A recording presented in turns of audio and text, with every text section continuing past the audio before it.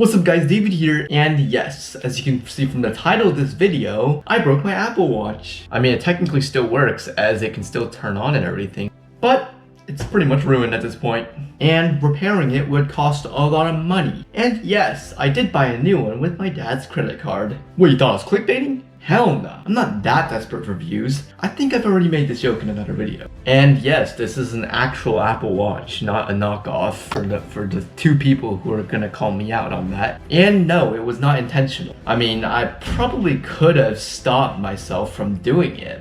Okay, what I'm trying to say is that maybe it was intentional, at least subconsciously speaking. I don't know for sure exactly what I was thinking, but what I can confirm is that I did not sacrifice an Apple Watch just for a YouTube video, because that would not be a very worthy investment. I can already tell this is gonna be a really cringy video. Alright, so in this video, I guess I'll sort of talk about what happened and maybe sort of share with you guys what you should do if you were to be placed in a situation like that to prevent such an expensive mistake. And no, this video is not going to be about how to not break an Apple Watch, because as you can see, I am not qualified to talk about that. Alright, so this all started after my first calculus test. Now, I'm not saying I suck at math or anything, but it has never been my favorite or best subject. So it was obviously a blessing when I found out that my professor allows us to use her notes during a test. Even better, she decides to trust us college students enough to print out the test ourselves and scan it when we're done,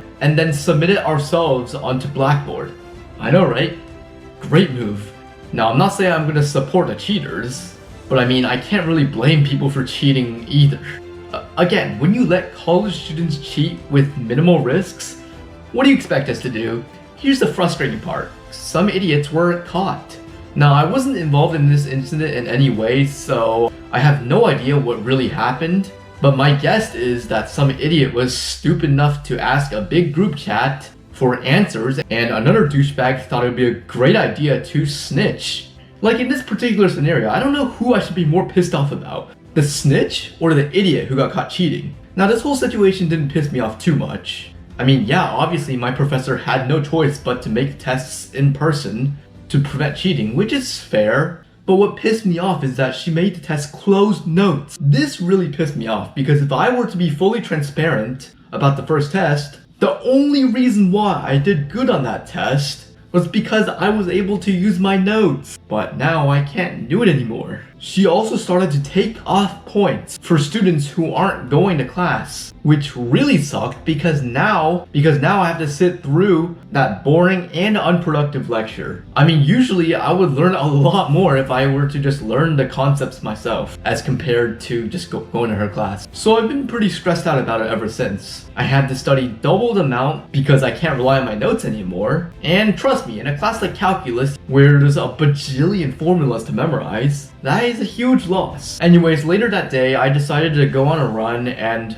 obviously I used my Apple Watch to go and track how much I ran. And pretty much my entire family likes to run, and they want me to use this app called Strava because it shows how far everyone has ran. If any of you guys are runners who are watching this video who are using Strava, I think you can agree that Strava can be a pain in the butt sometimes. Now, I'm not trying to hate on the app as I use it all the time, and if I were to be hating on it, it would just be hypocritical of me. But it just triggers me sometimes because it isn't the best suited for Apple Watch users like me. And I've had my fair shares of unpleasant moments with it. Anyways, on that particular evening, when I went on that run, my Apple Watch could not seem to be tracking where I am. So I stopped and I tried again. It still could not track my location. At the time, I was like, I'm already having a bad enough day, and now I have to put up with this crap? So yeah, at the time, my anger was like off the charts. So I slammed my Apple Watch onto the sidewalk,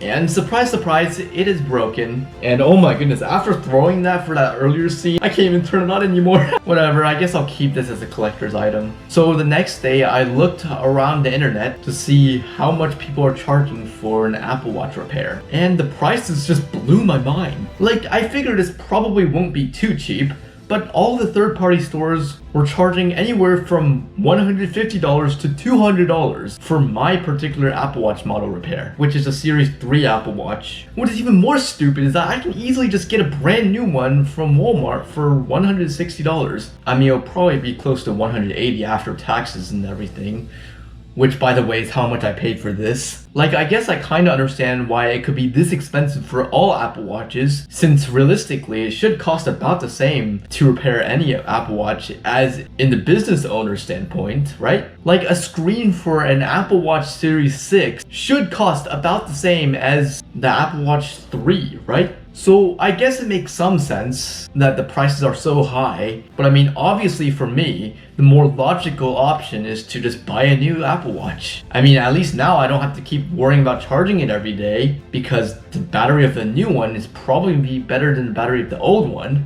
And I'll also probably have to worry a little bit less about Bluetooth, since a new one should connect better than the old one. So a week later, I dropped about $180 at Walmart and I bought the watch, and this pretty much concludes the story. Now, before I end this video, I kind of just want to talk about some things related to the situation. Because let's get real here, everyone will experience a situation like this. Everyone will get stressed out at some point in their lives, and life isn't always fair. So if you're in a situation where you feel pressured to meet some goal, please know that even if you don't meet that particular goal, it is not the end of the world. Like, my situation wasn't too bad. I mean, all I lost is $180. But I mean, some people are taking their lives away over situations like this, and it just breaks my heart. So if you're feeling an excessive amount of stress or pressure on school or pretty much anything in life, the first thing I want you to do is to just think about why you're so pressured and what is the worst that can happen. Like, chances are, if you're really stressed out about a class in college or something, the worst that can happen is that you get a B or a C, or even if you fail the class and you have to take it again. Or at work, you are trying to compete for a promotion and you're stressed out, but the worst thing that can happen is that you miss out on a couple $100 every month. But here's the thing.